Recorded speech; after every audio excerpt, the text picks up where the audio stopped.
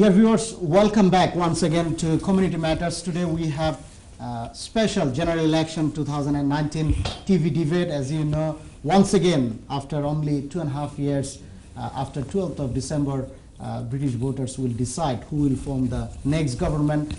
We have been discussing many important issues, starting from Brexit, National Health Service, housing. This is our final segment. You can join this debate by going to our Facebook page, NTV Europe Facebook page, or via our website. This is our final segment. We will try to focus on other important issues. There are so many important issues. I'm sure many of you care, but we have very limited time. So let's move on to our next important issue, which is social security. Social security is a very ambiguous term. So let's just focus on youth service, actually, because particularly in this general election, we know that number of young voters for the first time, the young people in the UK, they have shown great enthusiasm. Significant number of young people, they have registered to vote. All political parties, I'm sure all of you political parties, they are trying to attract young voters. Why young voters should vote for them? So if I may start with you, Howard Berlin, Conservative Party, what is your plan when it comes to youth services? What is your plan? Is your political party going to invest more money for the young people, or the austerity will continue? More sports youth center will close down, which can ultimately contribute towards knife crime and many other antisocial behavior, many other social issues. Yeah, one of the things I'm really well known for is protection of the green belt, and I play cricket, and the particular club I play for was under attack by the local Labour administration, and there was a massive campaign. I'm a chartered surveyor, and I wrote a green belt review to challenge local Labour council. And this facility, Oakville Playing Fields, it's probably the best playing fields in the whole of East London, and the council must have spent well over £100,000 trying to take this land out of green belt. I wrote a green belt review. It went to the planning inspector, and my evidence was accepted. So the land remains the best playing fields in East London. 2,000 boys and girls, men and women, use the facilities every week, football and cricket. I still play there. And if I do nothing else for the local community, I'm really happy with that. But these are really important local issues, and this is the reason I want to become a Member of Parliament. No, definitely, Thursday. We understand, and we appreciate, well done to the work that you have done. I'm sure, you know, all of us, we will appreciate that. But then, under Conservative Party, we know that there has been a significant cut in youth services. I mean, how the next Conservative government will tackle that? Will they put more money for the young people? Boris has said actually some of these cuts were too far, and so we're going to put this right. And it's in the manifesto by investing into local services, investing into community clubs, and I think that's the way forward. It really would help the country, particularly help London, right. And we really need to get cracking with supporting young people. Right. Well, it is quite interesting and quite surprising that Conservative Party is saying that there should be more support from the young people, where if you look into Conservative Party for the last 9 years, they have taken away services. There are less funding for the local government, so the local government cannot really fund more projects for the young people. The problem is, in 2010 when we took over, it was a financial crisis. And we had to cut budgets. I mean, people don't go into politics to cut budgets. We were in partnership with the Lib Dems, and we had no choice. I mean, I think if Alistair Darling had been the Chancellor of the Exchequer, he probably would have cut further. But we've got the economy now growing. More people are in work today than ever before. Unemployment is lowest ever level. If we get Brexit done, we'll be able to now increase the budget into local services. So I'm very confident we're going to do well in the next few years. Thank you very much. Afsana Begum from Labour Party. Yeah, as I mentioned previously, that particularly Labour Party has significant support from young people. So has Labour Party got any specific plan to invest more money for the young people, or is it just another politician's promise that we'll do that, and then once you get elected, then you forget about it, get on with your as usual austerity? Firstly, I think you mentioned earlier about the fact that a number of young people have registered to vote, and I think that's a positive sign, and that we're proud to be a party that has actually committed to votes at 16 years of age, because we think it's very vital and very important that young people are involved, and think that they should have a say in decisions that affect them. In terms of funding to services for young people, I mean, yes, we would definitely invest a lot more in services to young people. We're a party who is committed to a national education service, accredited grade education service, so investment at every level of education. We also want to make sure that we scrap tuition fees. We can see that that's having a really bad impact in terms of the number of young people accessing education and actually having good opportunities to pursue jobs in the market. So that's definitely something that we're fully committed to. We're also committed to ensuring that we contribute and commit to early years funding as well. So that's also, we're looking at every single stage of a young person's life and ensuring that from a very young age right up to university level age that they have support that they need. And that means, as a result of that means that they won't be necessarily getting into crime, getting into situations where we see knife crime rising the way that it is. And one thing we've got to remember is that when we look at situations where knife crime has increased, knife crime has increased, but it's been directly linked to the cuts in services. There are many pieces of research that have shown that direct link. So we want to make sure we invest in that, and we're committed to investing in young people and making sure that they have the best opportunities. It is very interesting that you mentioned about scrapping tuition fee, but how the money will come? Universities, education institution would need money to survive. How the money would come? How institution will be subsidized? Well, I think it's about ensuring that, again, we look at the fact that young people haven't been able to access education as much as before as a result of the rise in tuition fees. So we do see definitely. But now we know that more people going to universities nowadays. But no, I wouldn't say that's the case actually. I think that a lot of people are definitely priced out. We look at the students that are going into university, they are obviously riddled with debt, and that's not having a good impact on the economy either. So you've got lots of people in debt, and they'll be in debt for the rest of their lives more or less until they're earning a certain amount, and then they'll be paying off the debt until they're 65 years of age. So what we've got to understand is that that's not good for the economy overall. We want to invest and make sure that free education is available, and that young people have the opportunities, then they can go into the workplace and earn that. Thank you very much. Shahrar Ali from Green Party. What is Green Party's policy when it comes to investing more money for the young people? Absolutely, yeah. I think I would want to disabuse people of this notion, which has been peddled here even, that somehow there's a correlation between youth and crime. And I think this is deeply stigmatizing and problematic.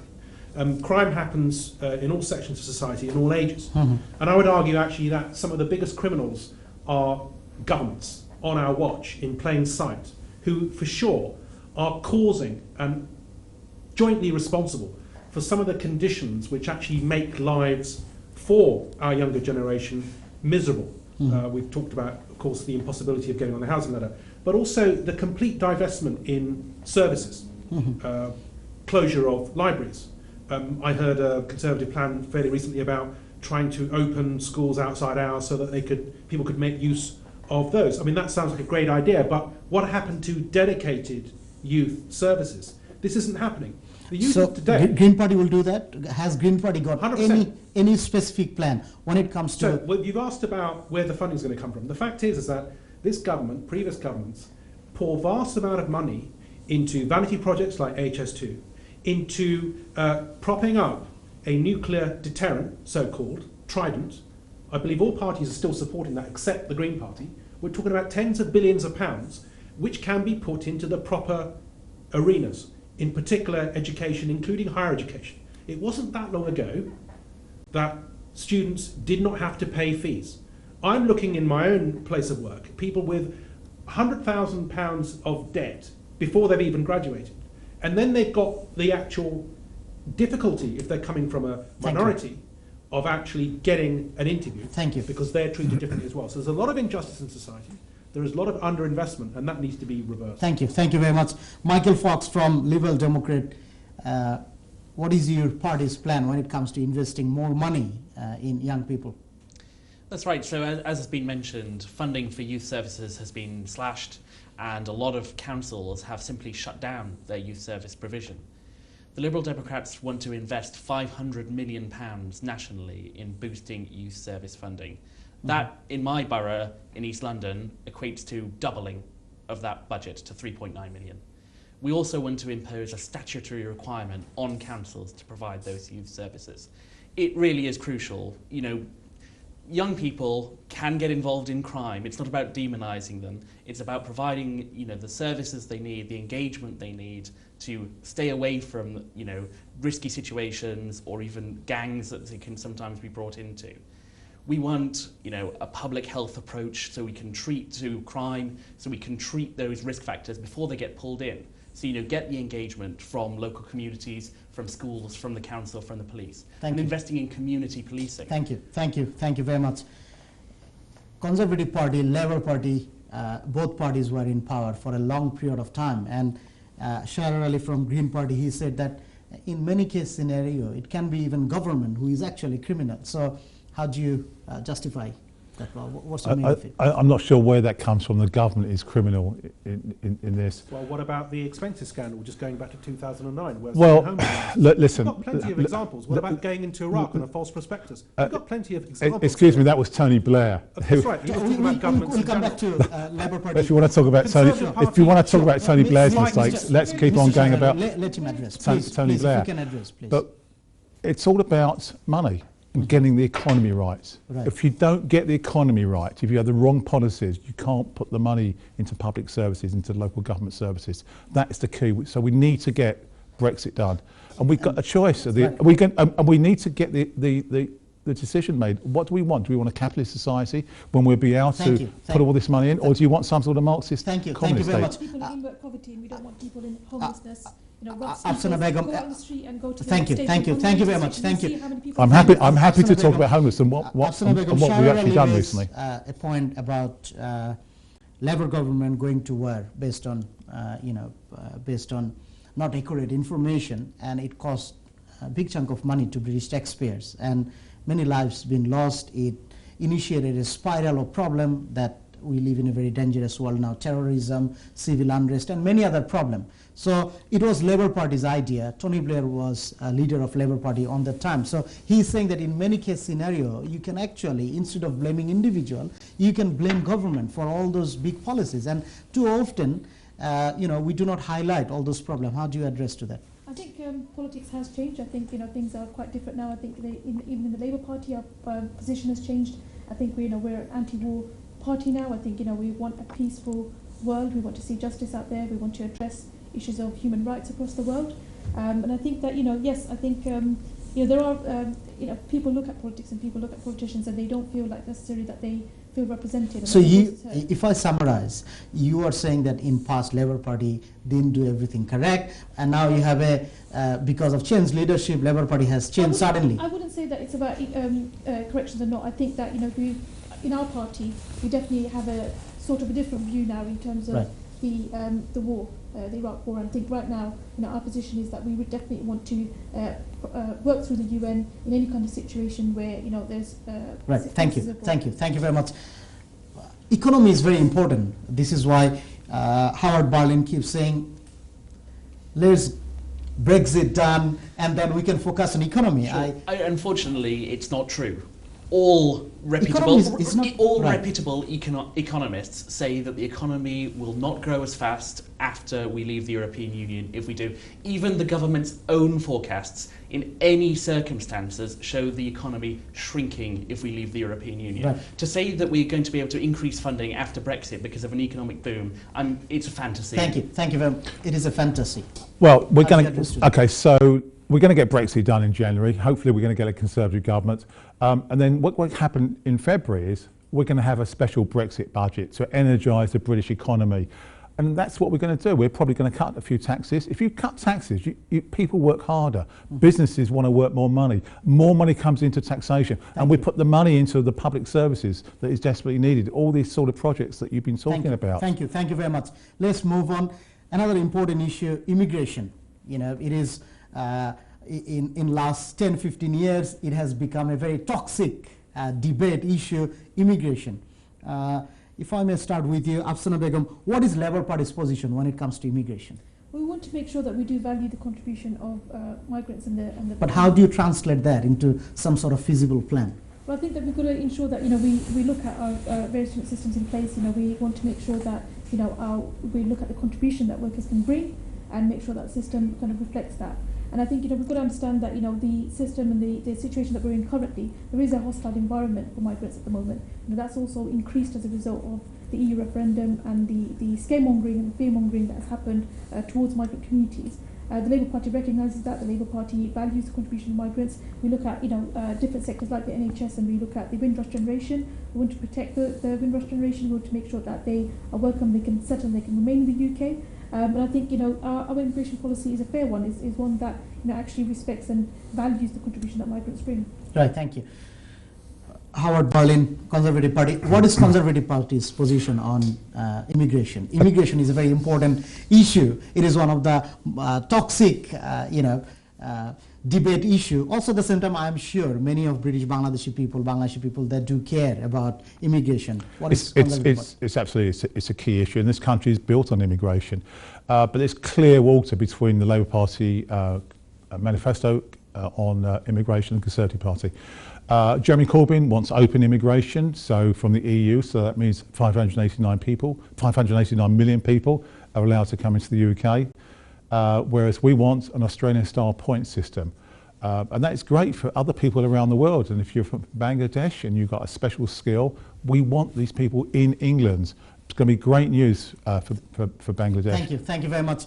Mr. Michael Fox, Lib Dem, what is Lib Dem's position when it comes to immigration? The Liberal Democrats are proudly, we celebrate diversity. We really believe that it's crucial for our country to get the economic benefit, but also the cultural benefit of immigration. That means the freedom of movement with the European Union. Yes, we welcome European migrants coming here, but not just Europeans. We want to see the country open for people to come from around the world. We have this hostile environment inflicted on us by the Conservatives, and arbitrary things like income requirements on spousal visas, which we would scrap. Thank you very much. Shahrar Ali, what is Green Party's position on immigration? Well, we would be reversing whatever the government of the day have been saying, the racist underpinning of the hostile environment, which has created great strife and anxiety amongst people who are living here, in their fear for the fact that whether they can stay in future, whether or not they can bring family members here. And there was actually a very good Lib Dem bill which wasn't actually progressed in time to actually ensure that family members could be reunited. We want and we must avoid situations where we have crate loads of individuals who are actually suffered and died. Unimaginable horrors that are happening in the 21st century. We have people washed up on the Mediterranean shores. We need to make sure that people who are seeking asylum, or yes, even if they're seeking to improve their lives, are not faced as they approach with that degree of hostility. Thank you very much. Thank you very much. We do not have enough time. Our final point, which is climate change, it is a very important topic at this moment. You'll have 10 seconds to explain your party's position on climate change. So if I may start with you, Michael Fox from Liberal Democrat. What is Liberal Democrat's position on climate change? We have a radical but deliverable plan on climate change. We'll be decarbonising the UK by 2045, and that includes 80% renewable energy by 2030. 80% renewable energy. Thank you very much. Well, I'd like Shahrar Ali, Green Party, what is Green Party's I'd like to say that people are talking the talk, but they're not even talking the talk, because none of the parties are presenting us with the correct objectives that will meet the obligations in the time that's available. So in a nutshell, it's very simple. We need to change what is politically possible to achieve what is scientifically necessary. It's his last chance saloon here. Thank you. We are the only party who's going to tackle that with the emergency. Thank you very much. Thank you. Howard Berlin, Conservative Party. What is Conservative Party's position when it comes to climate change? So the first politician to call for climate change was actually Margaret Thatcher back in 1989. We lead the world. We've got the best policies on climate change. Under Michael Gove has done a brilliant job, but yes, we need to do more. We're going to be carbon neutral by 2050. It may happen by 2045, but we've got some great policies. Thank you very much. Afsana Begum from Labour Party. What is Labour Party's position on climate change? Our commitment is to ensure that we reach that by 2030. We want to invest £250 billion towards our green transformation fund, which will mean renewable energies, which will mean green technologies that would make better living, and also to ensure that we actually, as a party, through the leadership of Jeremy Corbyn, actually pressured and pushed the government to actually announce a climate emergency and declare that. Thank you. So we put that at the heart. Thank you very much. We do not have enough time at all. I will give you 10 seconds. I do not have 1 minute for every individual. I'll give you 10 seconds just to summarize. If I may start with you, Shahrar Ali from Green Party, you have 10 seconds to explain why people should vote for Green Party. Well, I would say, and I hope it's already been evidenced, that we are the only party that is going to take seriously the climate emergency. And moreover, we have a different way of doing politics. It isn't just about looking after number one or even just your immediate family, important that they are. It's also about non-human animals, the other species that we share the planet with, and future generations. Thank you very much. Howard Bowling from Conservative Party, you have 10 seconds to explain voters why people should vote for Conservative Party. The only party with a great policy on Brexit is the Conservative policy. We've got the deal, as Boris says, it's oven baked, ready to go. Get a Conservative government in and we will deliver it by 31st of January. Let's get Brexit done. Thank you very much. Afsana Begum from Labour Party, why people should vote for Labour Party? We want to make real change. We want to transform this country. We're going to do that by investing in our NHS, ending privatisation, ending in-work poverty, and ending the hostile environment that we're faced with in this country. We're going to make sure that we invest in young people, provide votes at 16, and make sure that everyone has a say in the decisions that affect them. Thank you very much. Michael Fox from Liberal Democrat, you have 10 seconds to explain why people should vote for Liberal Democrat. If, like us in the Liberal Democrats, you want to stop Brexit, then you have the best choice in front of you next week of voting Liberal Democrat to stop Brexit. But it's not just about that. We have great policies, comprehensive policies, on the environment, on education, on the NHS, on policing, on providing the housing that the country needs. Thank you very much. Thank you all four of you for joining us today. Dear viewers, I'm sure you will also look into manifesto of other political parties. As I mentioned earlier, we have invited all political parties starting from Labour Party, Conservative Party, Liberal Democrat, Green Party, Plaid Cambria, SNP, Brexit Party, DUP. We have invited all political parties, but four of them, they have made it today. You make your mind based on their presentation. But do participate in democracy. It is very important to vote. It is very important to register for vote. It is very important to participate in democracy. We'll see you next time. Till then, thank you and take care.